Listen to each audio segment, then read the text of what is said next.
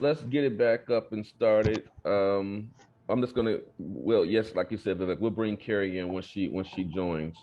But the first question that we have is just want to begin with some introductions. So can the speakers, kind of tell the audience about yourself and the work that you do? And this is like 2 minutes each. So Vivek, can you get us started, please? I was going to say ladies first. Okay, Rhonda, get us started, please. Good morning. Good morning, everyone. My name is Rhonda Hamilton, and I'm an advisory neighborhood commissioner over in Southwest. I'm also president of Resident Council for Fairfax Gardens. I'm a long-term community resident that has been working within my community to address the environmental concerns and hazards that we're dealing with from Buzzard Point, which is an industrial brownfield area that is located right near Nats Park and DC United Soccer Stadium. We've been dealing with a lot of just facilities. We have facilities down there, a lot of construction, dust, debris. So I've been working along with community residents and Namati to address our environmental concerns that have adversely impacted our health and our quality of life. Cool. Thank you, Rhonda. Good to see you this morning. Good to see you all too. Queen, you're up next.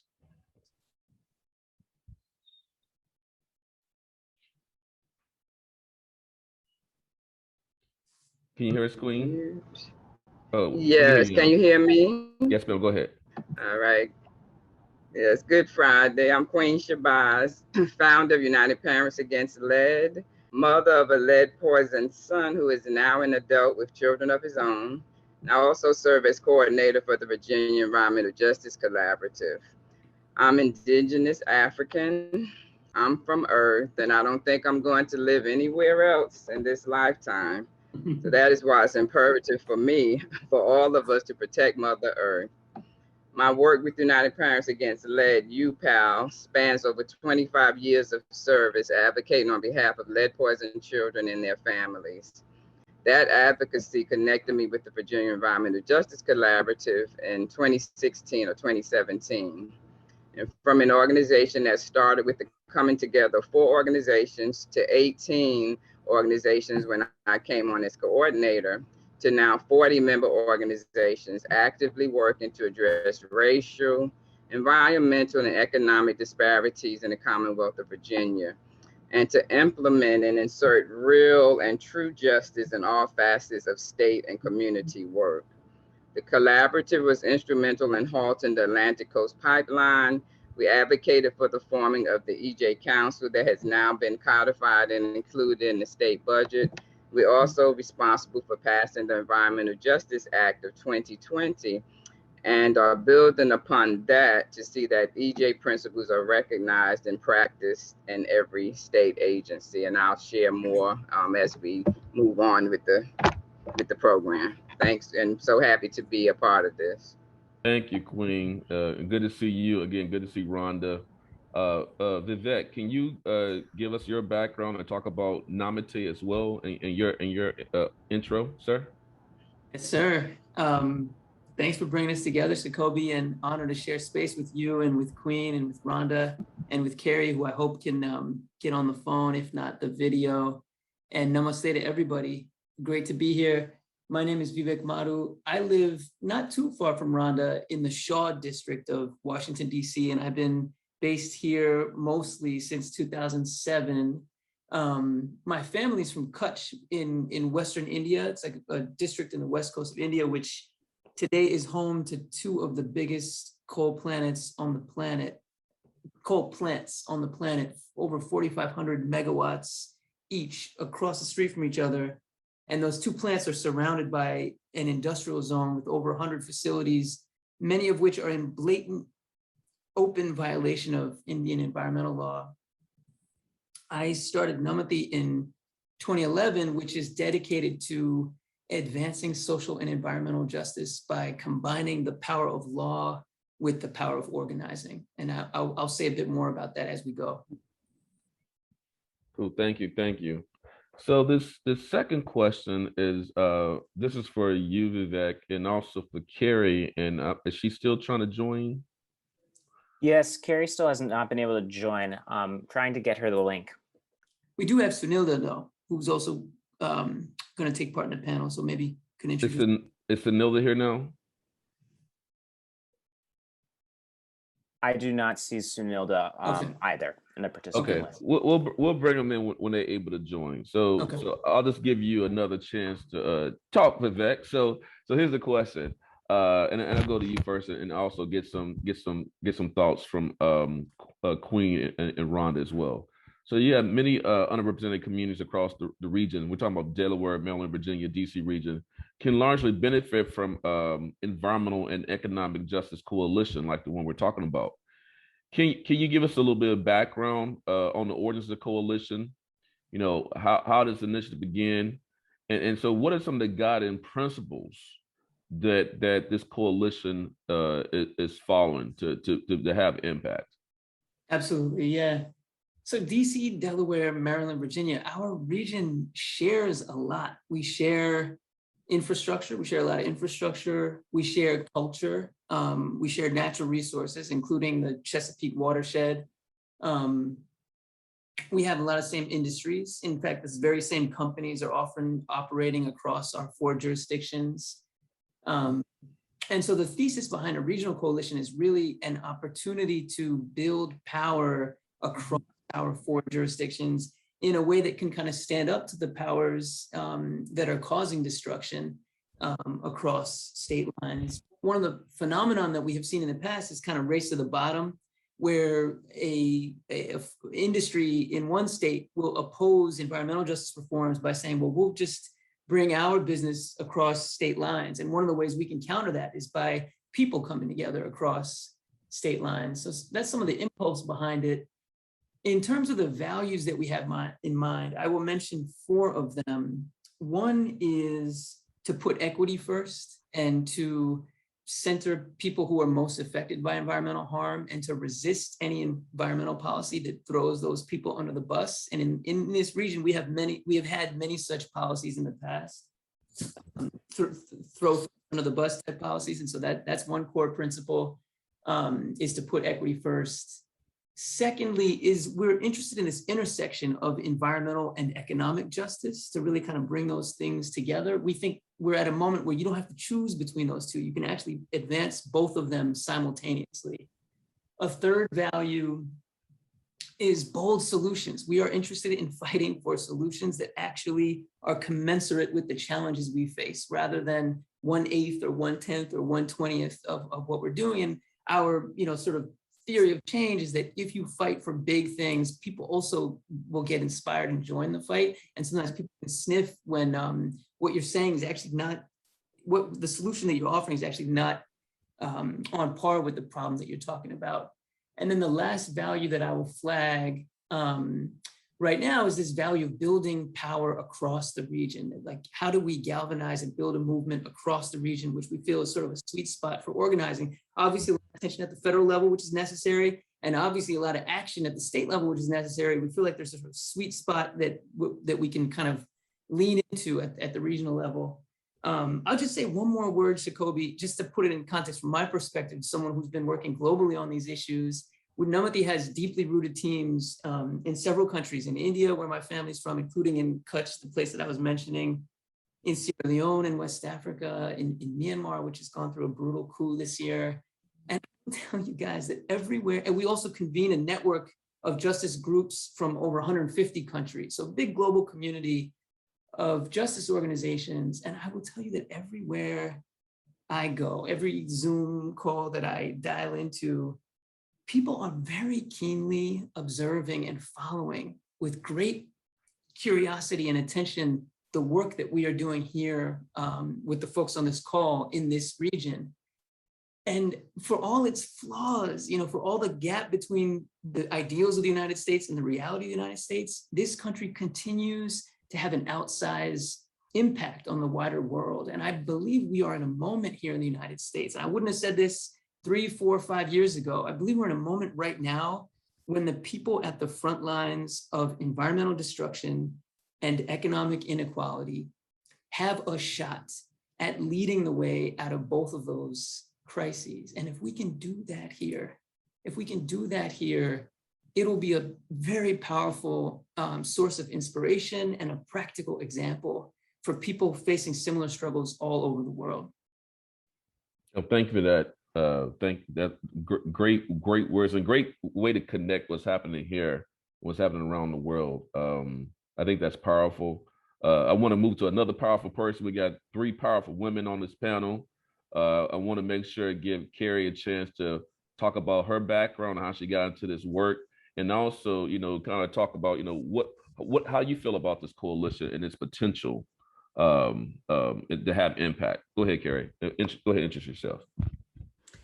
Hey, everyone. I apologize, technical issues, the age of pandemic and Zoom, but thank you all for bearing with me. I'm happy to be here. And again, my name is Kerri Evelyn Harris. I live in Dover, Delaware, and I work with Namati as an organizing specialist. I have the good fortune of working with everybody on this panel, and I ended up here because it was mandated by my family to always be involved with justice work and community work from the time I was a child, and it just continued on. I served in the military. I am a veteran. I've seen the impact of war, not just when it comes to what we expect as the impact of war, but there are environmental ramifications, both in the way funds are spent that could better be spent at home to take care of our own communities.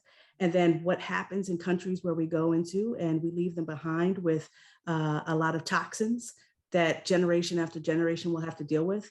And I saw it firsthand. In the past, I read about it in history books, and my experience during the war in Iraq and Afghanistan was firsthand experience of what that means to people and how it's destructive. After my time in the service, I was a regular 9-to-5 working person, blue collar, auto body mechanic.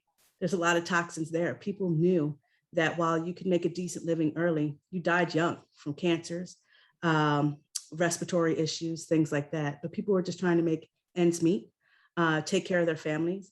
And I got more and more into the political system as a result. It was then that I also had issues paying for my own children to receive health care and put food on the table. And so I understand that economic and environmental issues intersect.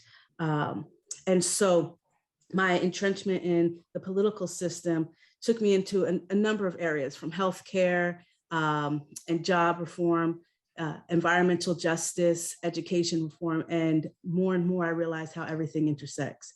I can't say it in quite the speed or the accuracy that Dr. Sacoby does, but environmental justice is the thing that touches everything, where we eat, sleep, live, pray, go to school, right? And all of these issues I was working on intersected right here with environmental justice and economic justice.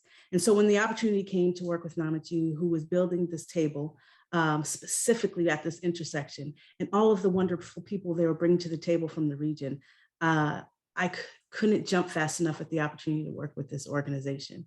For me, I know what it means to be directly impacted. To this day, I have issues that directly impact me. I've lost family members as a result. I know that we have to have special water treatment systems for my home, for my children, to make sure that nitrates do not affect their well-being. And I understand the privilege I have to be able to put that system in my household. And so it is important to me that we sound the alarms in a way that people understand, in a way that says, we understand that tomorrow is unsure, but today you have to feed your family. You have to make sure that you have enough money to keep a roof over your head. We want to talk about not just, Vivek might have hit on it, not just what we say no to, but what we say yes to. And what we say yes to is making sure that families are strong and healthy and able to have a future that is not just trying to make ends meet, but actually allows them to enjoy and live with one another. And that is the goal of this coalition. That's what we hope to create, not just those of us who are on this call, not those who are just already at the table, but to expand this table to people who never thought they would be welcome at a table that is going to actually create social change for all of us. And so with this panel and with the work we do going forward, it's to say, welcome, bring your ideas, bring your knowledge, and let's create change together. Oh, thank you for that. Thank you for that. I'm looking at the questions. I'm gonna switch them around a little bit.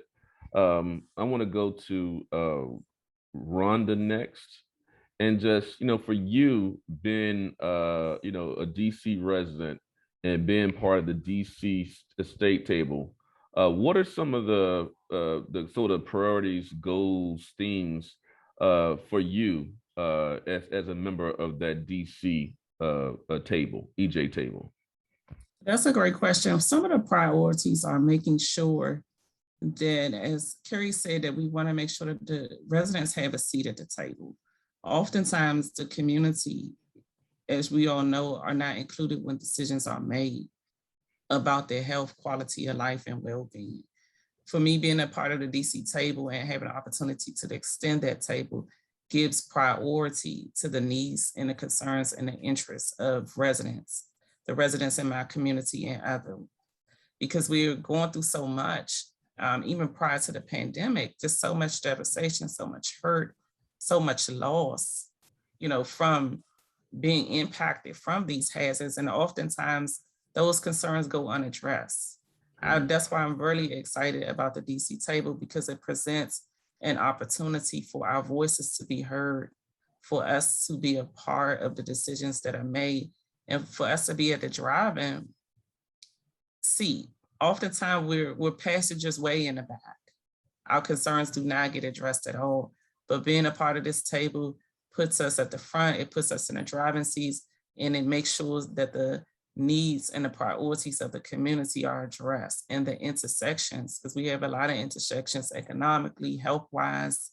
It's just so much that, and displacement is another one, because these very communities that are dealing with these hazards are the very ones that are facing displacements, facing being kicked out of their own communities that they have invested in for generations. So I think this is just a wonderful opportunity to bring those voices together and to really push for the priorities that are important to us as residents. Well, thanks for that. Queen, I'm gonna come to you next. You mentioned that you have this, I think you mentioned, or if you haven't, I'll mention it. You got the Virginia EJ Collaborative. And so you kind of already had a state table, EJ table in play. And so can you talk about the priorities, the themes, the issues that y'all have been working on, what you plan to work on, and how this coalition will support the work of your table? Yes, certainly, Sacoby. Well, some of our priorities in Virginia are that we are educating our electeds, making sure we have partners in the legislature who are familiar with the true meaning of environmental justice and not afraid of the words cumulative impacts, who really understand that we are all breathing the same air, drinking the same water, and that going to outer space will not save them from the destruction, if we don't change course.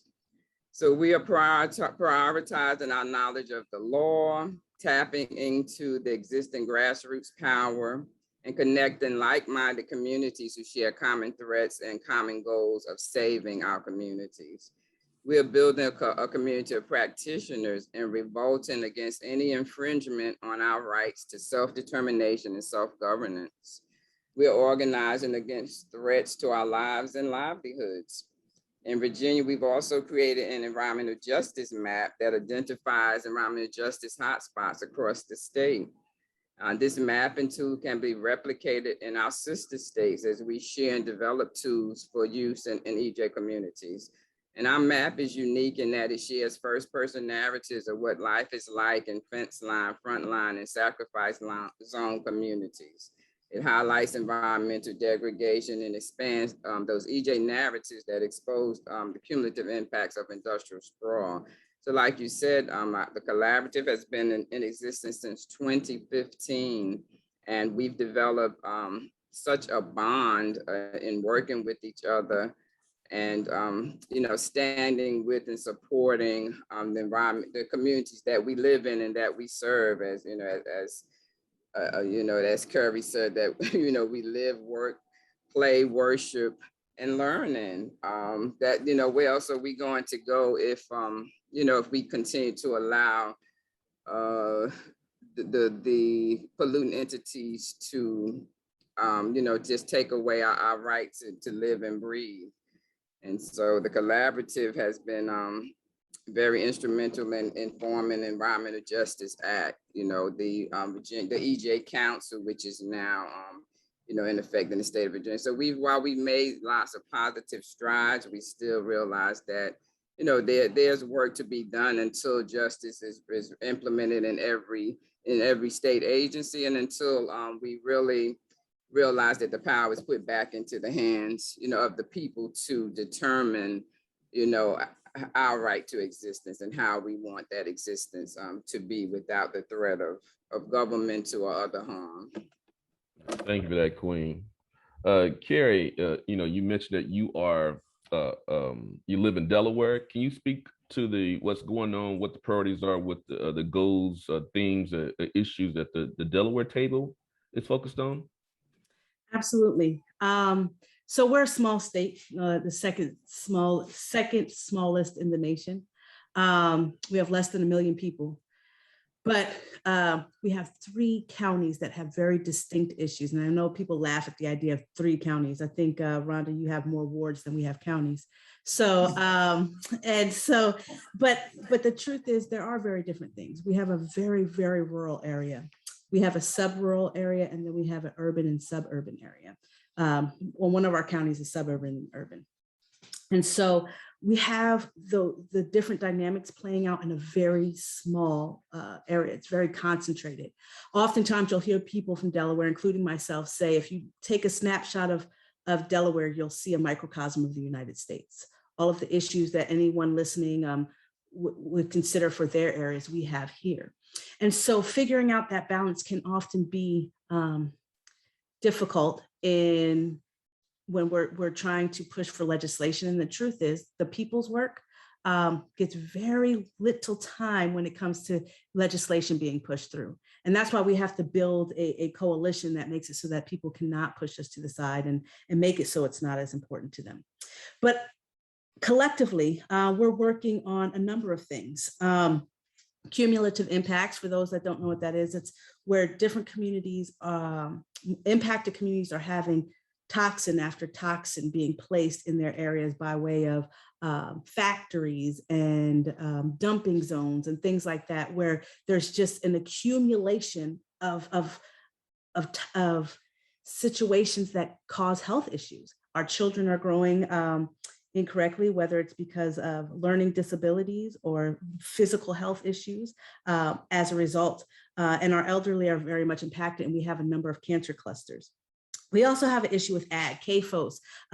Those are the large farms. If you've ever driven through the country, you've seen giant chicken houses and you're thinking, oh, that's not a big deal, unless you happen to be there when they're opening up their vents and you smell it. And you only have to drive through it. Some people live in this every day. It causes lung issues, eye issues, learning disabilities, because the nitrates seep into our waterways and affect folks. And so long-term results of that include not just health issues, but economic devastation, because the farmers that take out loans to create these farms often are underwater. The community often has issues, not just health, but having problems selling their homes so they can move somewhere healthier. And so it's a laundry list of issues, and large organizations such as Purdue, Mountain Air, take advantage of communities knowing that they don't have many other options. And so we'd like to see ag reform. Clean water is an issue. 90% of the waterways in Delaware are polluted. That is a problem. And in Delaware, you don't live, I don't care where in Delaware you live, you are not more than 8 miles from a waterway, a stream, a river, a creek, the ocean, right? And so this is a big deal. We have to really consider that. And many people have well water. And when you have well water, water quality issues are even heightened. And in areas that are urban, we have lead issues. And so what do we do? And so water quality is a big deal across the state. And it's something that we have to push on. And that leads us into this idea of the Green Amendment. It's a big deal here in the state of Delaware, and some states have picked it up. It's putting it into our state constitution that we have a right to clean air, water, and soil. it should be basic human right. But unfortunately, we do have to have it written in, and there is a big push to ensure that, to make sure that industry has to consider the people first and their well-being. When we talk about an issue that should cross political lines, I don't care if you're conservative, progressive, libertarian, independent, this is a big deal. We all believe that we should have the freedom, the right, the pursuit of happiness that comes with clean air, water, and fresh soil. And so, and that would also touch the area of air pollution, especially in our urban areas and suburban areas. We have a number of power plants that are creating major issues for us. We had a leak from one of our plants not too long ago, and they did not have a system in place to warn the residents close by. And we're working on creating a system, but at the end of the day, we're not the priority. Business is the priority. Delaware is kind of like the Cayman Islands of the United States. Corporations come first, and we have to place people first. Outside of what is created as far as pollution in the state of Delaware, a large amount of pollution comes because of air streams coming out of Pennsylvania from the coal factories. And it's something that we have to consider and push back on. And the final piece that we're working on, I know, again, we're a small state, but we work hard, and that's why we have a long list, is biogas. Biogas can come in many forms. This is where you take something and create gas out of it. This is something we're creating gas out of, or attempting to in this state, or at least Purdue and Mount Air and all of them, is turning chicken waste into gas. Now, not to get on a soapbox, if anybody's interested, please reach out, Kerri Harris at namati.org, and we can talk a little further. But the problem with turning chicken waste into gas is it creates a methane. Would you want to live next to a meth lab? It's very highly explosive. It'd be the same thing for the people who live next to this factory. It doesn't create jobs. They'll say it's a green industry, but it's not. They'll be bringing in extra waste from outside of the state, which will fly off and again cause air issues for our residents. And at the end of the day, it still doesn't deal with our problem of overproducing chickens, which actually creates health problems for the farmers, the community, and the chickens, quite frankly, are not treated humanely. So all of these issues are major and not just touch Delaware, but the rest of the United States. So we hope to create some legislation that could be used as precedent for the rest of the region. Thank you, Kerri. Thank you for that overview of 3 counties, but a lot of stuff happening. That's what Kerri just said. Goodness gracious. Okay, I'm gonna pass the mic to Vivek. Vivek, can you talk about some of the short-term and long-term sort of goals of this coalition, sir? Yes, definitely. It's so powerful to hear those emerging priorities from all 3, from DC, Virginia, and Delaware. And Sunilda was supposed to be on the call. Got similar stories in Maryland, and maybe Sacoby, you yourself could speak to those. Mm-hmm. For the coalition overall, we have 3 big goals. One is we want to help each other, support each other on our local fights against pollution, against environmental violations. Again, there's a lot of commonalities across this region, and we see a lot of opportunity to get stronger by learning from one another. Queen, for example, she referenced the win against the Atlantic Coast Pipeline, totally historic win, you know, and it took many different actors to come together and achieve that victory. That experience is relevant for others who are right now facing similar proposals. And so we want to create a space where folks from the MAEEJC Collaborative and others who are involved in that fight can share insights and lessons and hard-won wisdom with their counterparts elsewhere in the region. In particular, we want to make sure that both law and science, which are key domains that are necessary if you want to win against pollution, that those things are not elite domains that are mysterious and inaccessible, but rather they are things that are demystified, that ordinary people can understand and use themselves. So goal 1 is helping each other on local fights and building a kind of community of learning and practice across the region that facilitates that. Goal 2 is we hope, and when I say we, I include everyone on the line. I mean, we want this, as Kerri said, to be a growing and inclusive table. We want to envision a bold, transformative framework for how our region could move towards a situation that is more environmentally and economically just, a long-term, you know, sort of aspirational, bold vision of where we are trying to go together. And then number 3 is we want to fight together to bring that vision into law. And so when you hear Kerri talking about very specific pieces of legislation that they're looking to fight for in the coming year, when you hear Queen talking about a law that they already won and how they want to move forward and build on that further, we're hoping to do that in every single one of these regions as a table, each of these state tables, and then supporting one another regionally to be fighting for bold legislation that takes us in the direction of that long-term framework. So those are the three kind of pillars for the coalition, and we look forward to building that with all of you. Thank you for that overview of the three pillars. I want to move to some additional questions. So, and this is going to be directed first to Rhonda and to Queen and to Kerri.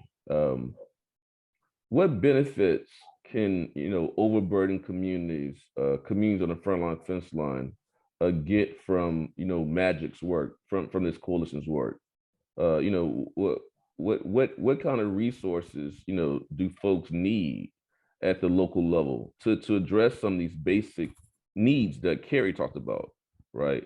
And getting these wins that we want folks to have, just like the pipeline win and some other wins that we've seen in the region. So can you talk about that? The benefits y'all looking for? I'll go to Rhonda first. Yes, Sacoby, I think that there's a lot of benefits in this table. For one, you have boots on the ground, people who are working every day to help the communities. And a lot of times there's support that is needed there. A lot of times you need people to be out to circulate information to residents. A lot of us are dealing with the digital divide, where a lot of these hearings are going on and people don't receive the information. Oftentimes they don't have internet connections to even be able to join some of these hearings. So I think the coalition will provide the support that it needs to make sure people get information, to help them, to be able to be prepared to testify. A lot of times that's intimidating, going to a hearing and speaking about concerns that are impacting your community. Sometimes often residents haven't ever done that before. This provides an opportunity to be able to help them to prep to do things like that, to also to identify what are the immediate needs, because oftentimes there are immediate needs going on within this community in addition to the environmental hazards. There are food insecurities that the community is facing. A lot of times people are looking for economic opportunities, job opportunities to support their families. So I feel like this is an opportunity to bring us together in a way to be able to be resources for information, to provide information sharing, to let the community know that you're not alone in these fights. Sometimes you feel alone because it gets to be overwhelming. And so I think that they realize that they will have the support of these different organizations that have come together and someone to really listen to what the concerns are. And then to not just talk about the concerns, but also do the work to address them, to provide that advocacy, to provide that listening ear, and to be able to really engage. And I think a lot of times we have different entities, like all these industries that are in the community, they're doing a lot of damage. And oftentimes people don't realize the impact that they're having on the health, the quality of life, and the well-being. And as Kerri mentioned, we should have a right to air quality, a right to good soil, and these should be basic human rights that are given to every community. We shouldn't have to breathe in all this particulate matter. But I feel like with the coalition, with us working together and combining these communities together, it's going to help to strengthen us in our advocacy and our fight for a better quality environment for us and for our children. Thank you, Rhonda. Queen, what are your thoughts about some of the benefits you want to see impacted, some of the communities on the frontline fence line getting from this coalition's work? Yeah, so I totally agree with everything that Sister Rhonda just said, and yes, MAEEJC. That's going to be our acronym. We're going to uncover the magic in our communities, or the power that exists that has been buried. And so I'll touch on some of the goals as I share, what we contribute and what I'd like to see. So I see us as a regional coalition combining our strengths to more effectively push back, against bad government, against those neighbors that are actually polluting entities that are choking us out and robbing us of a desired quality of life under the protection of governmental sanctions and permitting. So some of those short-term goals include us working on legislative priorities, which for me personally means getting to the point of grooming candidates from out of the community so that we have the type of people that we like to elect rather than only being given a choice of the lesser of two evils as we have been in the past. Additional short and long-term goals are to see racial and economic justice realized by dismantling those unjust systems that were created, maintained, and remain in place today, specifically for the purpose of capitalistic gains. While we're in the process of dismantling, we must also build the communities and societies that are just and equitable, those that we want to see. So not just to talk about the things that we're fighting against, but what are we for, and putting those in the forefront, come along and let's create what we would have it to be. So long-term goals will include not only transformative legislation, but transformative food systems and the way our food is grown, owned, and distributed. How clean energy is utilized and made accessible, especially in divested communities. Housing and transit justice and community-controlled funds to ensure that the resources are not diverted as they so often are, leaving our communities in the same or worse shape after millions have been spent. So we are for justice in its many forms, as Reverend Woodbury says, under the justice umbrella, all of these intersecting issues that we address on a daily basis. We're really just looking for justice. We know too well what injustices exist, and it is time for us to see the other side, to exercise our divine rights, to live, to breathe, to exist. That's what we like to see. Well, thank you, Queen. And y'all said some important points about, just human rights, right? The human right to clean air, human right to clean water, human right to safe housing, human right to fresh food, human right to safe soils. I mean, these are things that you think that everyone's getting, but we haven't been getting. So you just said it, Queen. We're tired of the injustice side.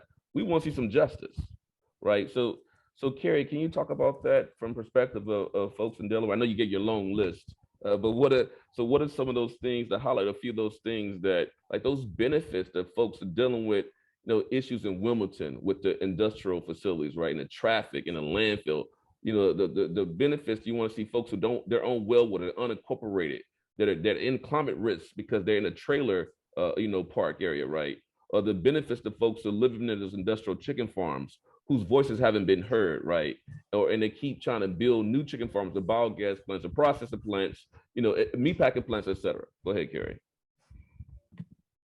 I just want to clarify the question. So you're asking the same thing as how will we be affected by the coalition? Yeah, just the benefits for those frontline and fence line communities that are dealing with those various issues that you outlined previously. Absolutely. So the benefits that would come from the regional coalition are many. These fights oftentimes feel lonely. You feel like you're the only one in it, or you're a small group.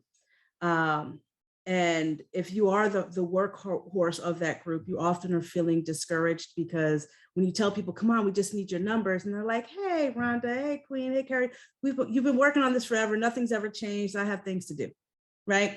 How do you encourage them? How do you let them know that more people care about this, that this is happening in other places? The way we do it is going to be by having this regional.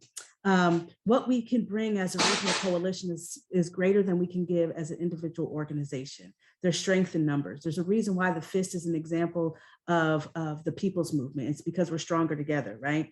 And so that's what we're building here. There's going to come from the regional coalition centralized teams to help us with comms and field and resource information for our communities. We're also going to have an EJ Academy. So what do all those mean? Well, with comms, that means that you don't have to have an in-house comms person necessarily for your small organization. If we're doing stuff as a region, our comms people can push things down that can go on your social media. They can come up with comms plan as far as what to tweet out, what to place here or there, the handouts you might give at the door, they can design them and make sure that they're ready for you to be printed, things like that. Our field teams can train your folks or supplement your folks on the ground to make sure we're canvassing more deeply into communities who, like Rhonda said, may not have internet access. And if they do, maybe they haven't liked yet your organization and now they know about it and they'll stay more informed. It will allow us to have phone banks. We'll have a centralized team that we can text and call folks to let them know about important things that are happening in the community. So it will just expand communication. And we know one of the key components to change is proper communication. Further on with the EJ Academy, there are going to be some things that are just straight book knowledge, right? What is it about EJ that you need to know? But there's also going to be other components that prepare us to be move to that place that is rightfully ours at the decision-making tables and move with confidence. How do we conduct a meeting? How do we participate in a meeting? We have to build confidence. Impacted communities have been oppressed for generations. And even the most confident folks kind of start to clam up when they feel like they're the only voice at the table. Building that confidence, that's part of what we will do as a region to make sure when they say, hey, we need an EJ person, we can say we have the right person, they're ready to go now, right? And then also just doing the advocacy as a group. We're stronger in numbers. When they see us and they hear our name, hey, the Magic Regional Coalition is on its way, they're going to say, uh-oh, we better be careful because they'll bring people all across the region to push this, right? That's going to be a change that nobody has expected. And going forward, they should expect to hear from us as a unified voice. Well, thank you for that, Kerri. I appreciate all those points about, communicate. I mean, so for those of you who are in the audience, what folks are saying, we're coming together with this coalition, right? And I appreciate, Kerri's points about the benefits and, just as a counter to what Kerri is saying, there used to be a DMV EJ coalition that we started back in 2012, but in some ways the foundation for this new coalition. We didn't have a comms team. We didn't have staff. We didn't have funding. So it went dormant because we didn't have the infrastructure to be able to support the communities on the front line and fence line. The thing is, this coalition is different because it has that infrastructure, communication, the EJ Academy. The whole idea for folks who are in the audience is we're going to train up a cadre of folks from front on the fence line that have the skills and tools, legal empowerment tools, science empowerment tools, community organizing tools, to then be able to fight back and fight not back by yourself, but fight back together. And Kerri's last point, we're going to use some protest stuff, some real direct organizing to get people to the polls, souls to the polls, whatever terms you want to use, right? I'm stealing people's stuff, but y'all know what I'm talking about. So that's been different. We have been doing that and making sure that people go to Annapolis, the folks that go to Wilmington, people going to DC, right? Folks that go into the State House in Virginia, right? It looks like the folks are most impacted in pushing and being present, right? Being present. So thank you for that, Kerri. I want to add a question, and I'm gonna go to the closeout question. Question for Vivek. Can you speak more? Can you speak to, like, we're moving to this next session. You got a 2022 election coming up. Queen says something very powerful. We just don't want to have a lesser. Well, we can get a lesser two evils, Queen. We even got into the governor's race. I'm gonna say nothing bad about Maryland recently, but lesser two evils in certain sides. What we need to train up the next generation of folks to actually run to get these positions, right? That's another part of this coalition. But on the legislation side, Vivek, what are the types of legislation do you based on what's been discussed that are gonna be like the priority things moving forward for this 2022 term across this region? Yeah, great question. Something that you referenced, Sacoby, which is a big opportunity, is we are seeing potential for major resources from the federal level. And so one of the opportunities for our coalition is to shape how those resources are spent in a way that advances the kinds of values that Rhonda and Queen and Kerri were speaking to. Mm-hmm. Concrete priorities, we're still in discussion, and it's important that those decisions be made by the tables, and so that process is really crucial, and we're in that process right now. So what I will offer is just sort of preliminary, but to be determined by the tables themselves. in Queen's case, and she can speak to this more, they had an excellent omnibus bill on environmental justice last year that didn't quite get across the finish line. And so they're thinking about how to improve on that, augment it, and then fight to win this year. In Maryland, for example, some of the things that are under discussion include ag reform, which Kerri also meant. We're excited to find places of synergy where multiple states can gather around some of the same causes. And in the case of the Cafos system that Kerri was referring to, the concentrated animal feeding operations, which are extremely poisonous and not a sustainable way to create food. I mentioned in the chat that, for example, the Food Systems Reform Bill that Cory Booker has introduced at the federal level, which hasn't gone very far, provides a powerful framework, and it's the kind of thing that may be the basis for adaptation at the state level. Transportation is a big issue, and there's in Maryland and in Delaware, there's some energy already, some existing tables and coalitions that have come together that we want to potentially get behind and support, rather than trying to recreate or work in parallel, but potentially get behind things that are aligned with the same values that we're talking about. What else, Kerri, would you add to the mix as kind of like potential emerging legislative priorities? Yeah, I think everything you named. For Delaware specific, we're looking at ag, which to answer the gentleman's question, Thomas, it will be modeled after Cory Booker's federal law, but specifically narrowed down to things that will affect Delaware. And also transportation. Delaware is affected by one of the top 3 reasons Delaware's air is so poor is because of individual private car transportation. And there is a major issue with getting folks from our rural areas into places with more job opportunities, and our people with job opportunities up north trying to come down and participate in our southern counties in different activities. And so it is an area that will help, and then also expand out in future. Our future goal will be to have something that mimics like a very easy to use train transit system similar to DC, which is cut and dry, red line, yellow line, get you where you have to go. But it would all be using reusable energies. So. Cool, thank you. Mm-hmm.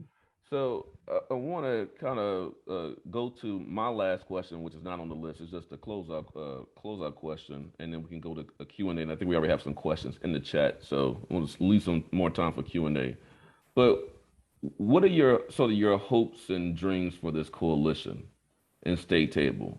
And you just give us like a minute to just kind of, what are your hopes and dreams? Because we, as you've all said, we need this, and as Vivek said, it's an important moment now because of resources available, and it's time for change, right? We can make that change happen. So can y'all talk about your hopes, dream, and vision for this coalition as we move forward? I'm gonna start. Let me start with Queen first.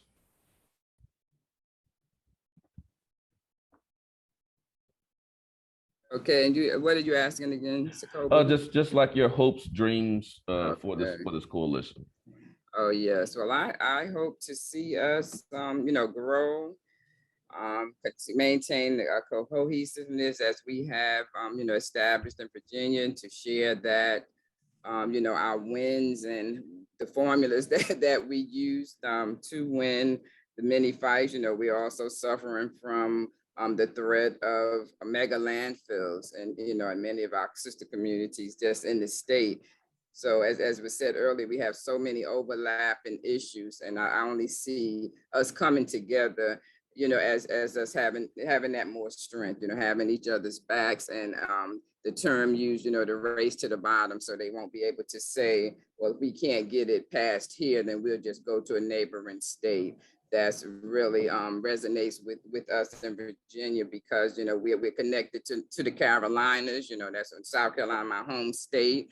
And a lot happens, in the Southeast. Traditionally they have picked on the Southeast. And so just to be able to, to save those communities, to elevate and amplify those voices that have been crying out for many years. It's nothing new, but to, what can we do to make sure that those voices are heard and that we have, community rights and that we are, able to successfully, implement those to protect our communities. Thank you, Queen. Vivek, what are your hopes and dreams for this coalition? I would very much echo what Queen said. I want to build a movement across this region that had a movement of ordinary people across this region that has the power and the urgency that is necessary to meet the grave crises that we face of both inequality and environmental destruction. We are in a grave, perilous moment, and I want to see a movement that can stand up and meet the moment successfully.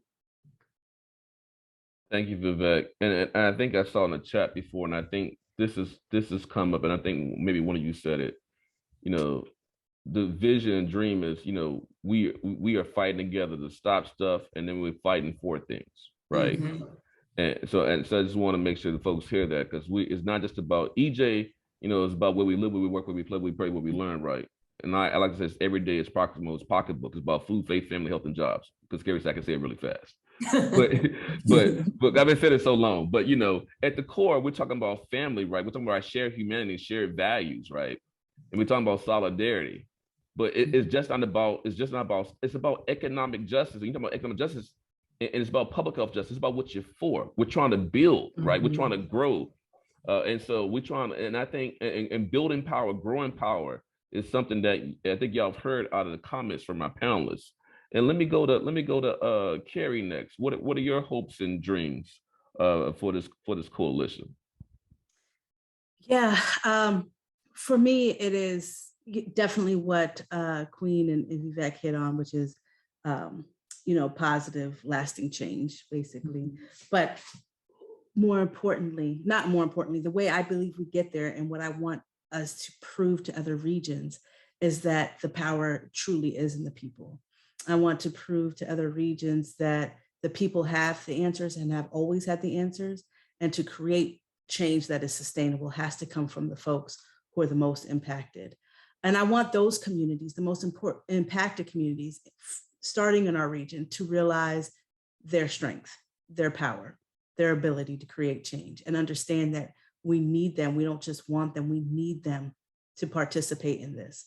And then I want to see elected officials shudder a little bit when they hear that we're coming and that this is an issue that we care about, because if we don't have real change, they know that we will work to make sure we get the folks in there who will create the change that's necessary. Thank you, Kerri. Very powerful words there. Shudder. I heard you. We hear you. So Rhonda, can you close us out? What are your hopes and dreams? I know DC's in a different situation, not being a state, and it's sort of the representation issue. So what are your hopes and dreams for how this coalition can help, you and your people and communities and wards or frontline fence communities in DC?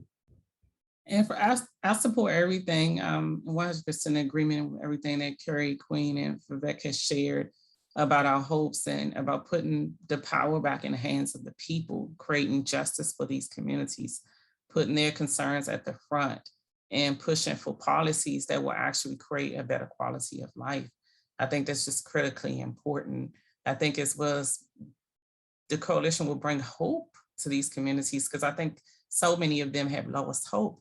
In addition to that, just creating better environments for our children. We want the children to live to be grandparents, bouncing their grandchildren on their list, their needs. But we know that they cannot do that if they do not grow up in better quality environments. And I think that's one of the things that I hope to come out of this, is to pass down, as we said, to create more leaders and to be able to pass the torch with an environments that are much better than where we started from for future generations. And that's the things, long-term goals that I hope to see in this coalition, and just unity and bringing these communities together and knowing that we are together in this fight. And I think that's just critically important. Thank you. Thank you, everyone, for your words today, for your participation. I mean, great panel. I see a lot of potential because of your leadership as members of MAEEJC. I'm not sure that's going to stick. Is that going to stick, Vivek? What do y'all think? I like how Queen said we're going to look for some of that magic. You heard what she said, that magic in the community. I did hear that. And Our name is under deliberation, and that's one candidate. We're taking suggestions too if folks want to offer suggestions. You want to explain how we get to magic, by the way, Sacoby? I just like making acronyms, everybody. So so it's the Mid-Atlantic Environmental and Economic Justice Coalition. So MAEEJC. So it'd be pronounced magic. Yep. Okay. And so now also we can say that magic can help renew us, Kerri. Mm-hmm. You like that? I hear you, but I have to joke and so everybody can hear it. But he likes to create acronyms and he creates his own language with it. So there's sometimes there can be silent vowels, sometimes consonants, you never know. So yeah, I have to tease him with that one. No, that's cool. That's cool. But no. So thank you everyone for this great panel, and hopefully those who attended this session, you can see the potential of this coalition and you want to participate.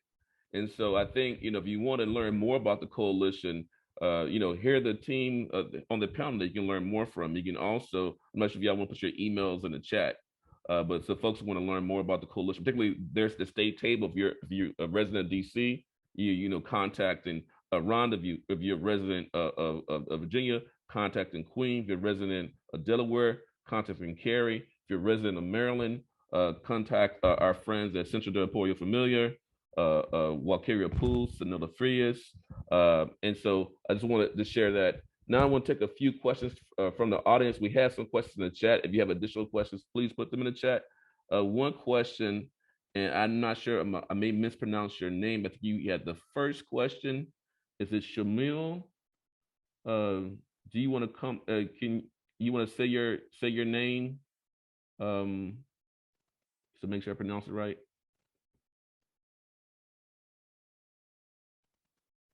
Can you? Okay, so I'll just ask the question. So the question was, what are some of the impacts of COVID-19 crisis on the work that you've been doing in environmental justice? And how can a situation like COVID-19, how can we flip it and use it to promote economic and social justice?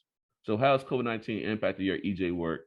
And how can we, leverage, it's not a good, I want to use the wrong words, but how can this moment we can also move forward to really promote advanced environmental and economic justice? And I'm not sure who wants to go answer that question first. Go ahead, Kerri. I could say, so we've all lived through the pandemic and we've seen, unfortunately, many folks who were screaming about the cracks in our system. What they were saying was proven. And in fact, what we thought were cracks turned out to be great caverns, right? And so COVID has shown that we have weaknesses in so many areas, healthcare, education, in our job structure and everything. But environmental justice also has shown just how heavily it weighs upon communities. I can't remember the exact percentages from the top of my head, and if somebody on here can say it, but impacted communities, impacted specifically by environmental injustices, toxins in our communities, have a heightened risk of contracting COVID because their bodies are already broken down, right? This is a big deal. And then on top of that, those same communities tend to also be the ones most impacted by economic injustice, education injustice, criminal justice issues, right? The list goes on, health injustices. And so when we talk about cumulative impacts bills, it talks about specifically about more toxins being placed, but think about the cumulative impact of poverty, cumulative impact of race, cumulative impact of gender. All of these things are housed here.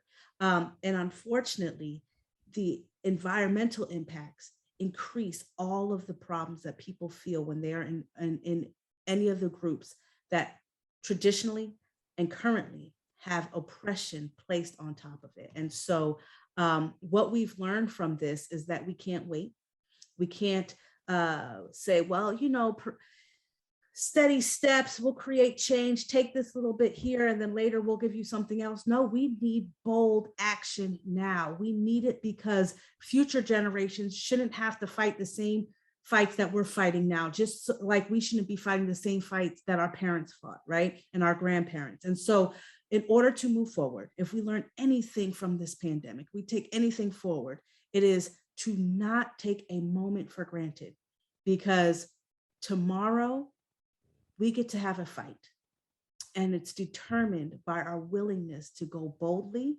And the day after that is determined by how boldly we go tomorrow. So let's not wait. Let's go bold. Let's not say, oh, you know, they're a nice person, they're doing their best. No, we know what the best looks like, because you and I do it every day. We can stretch a dollar. Don't give them the excuse that, oh, we don't have the funding. If we can feed our families with this little bit of money they give us and tell us to make something happen, our government can serve us properly and make sure that they're not wasting money in other areas, giving subsidies to large corporations while leaving the working people, the hard earning people of this world, of our communities, to suffer. So that's what I'd say we learned and we can take forward from this pandemic. Thank you, Kerri. Anyone else wants to chime in? We're down to the 5-minute countdown. I'd just like to briefly add, emphasize, the community control funds. Our communities, are always threatened with displacement, gentrification, where they can seem to find funds that were lost or hidden somewhere. So that needs to start happening prior to the discussion of dislocation and displacement. So I think community control funds will be a remedy for that. And again, just reparations to repair some of those systemic harms that have been done over the years.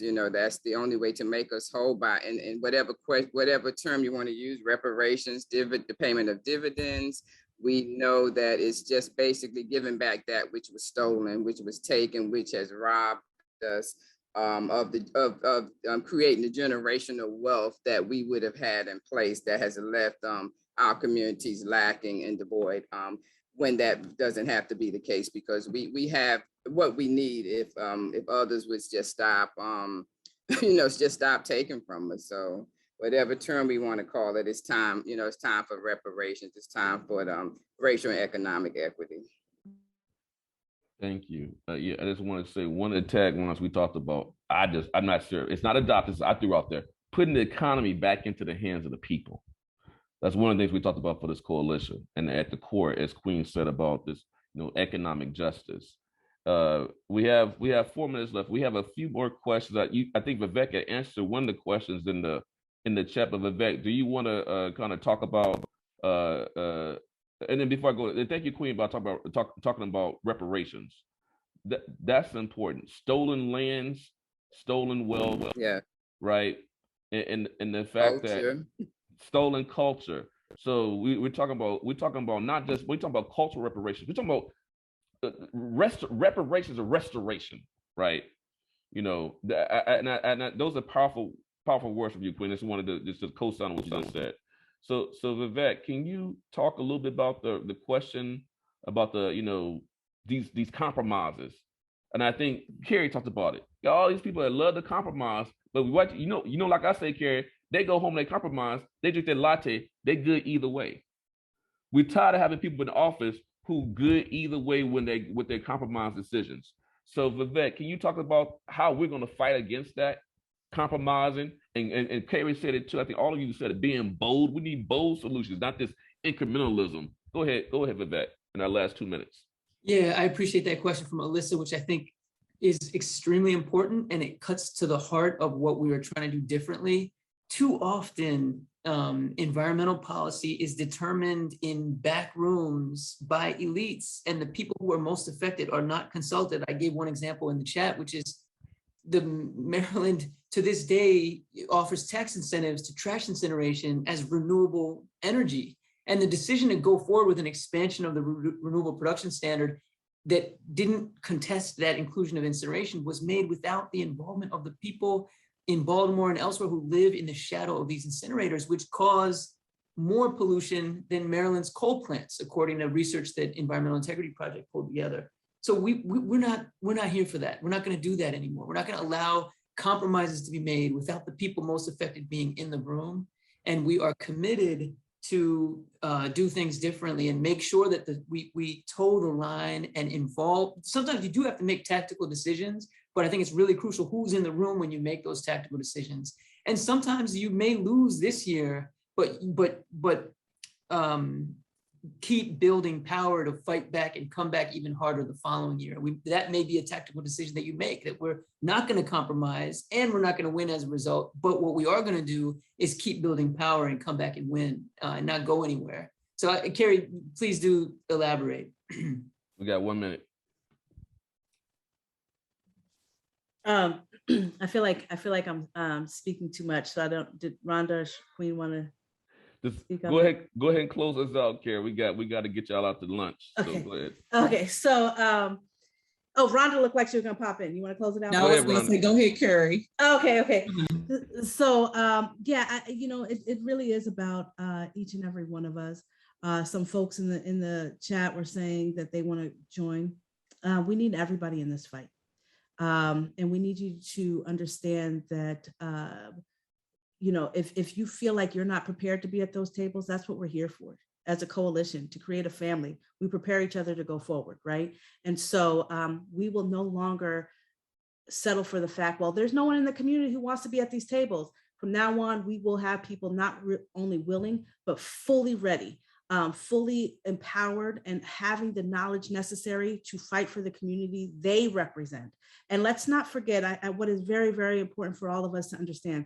There are elected officials, but the way our structure, the structures work in all of our states, we have commissions, committees, councils. They are appointed by elected officials. Oftentimes those elected officials take their marching orders from those committees, councils, and commissions, right? Those are unelected positions that a lot of us are not on, but we can be, and decisions are made there. We should be on them, and let's prepare ourselves to be there. And let's do it as a coalition so that we are doing it together and with the best interests of the communities in mind. Thank you. Thank you to our panel. If you just give a hand, I'll give claps. This Zoom thing. Thank you to the panel. Appreciate all of you. Appreciate my EJ family in the DMVD area, and thank you for your time today. We're going to transition to, we have lunch. I think we have a 30-minute lunch. And then we're going to start back up. What time we start back up, Joe? We'll start back up at 1 for the second round of concurrent sessions. So thank you, everybody. Go enjoy your lunch and see you back at 1 o'clock. Okay, bye-bye.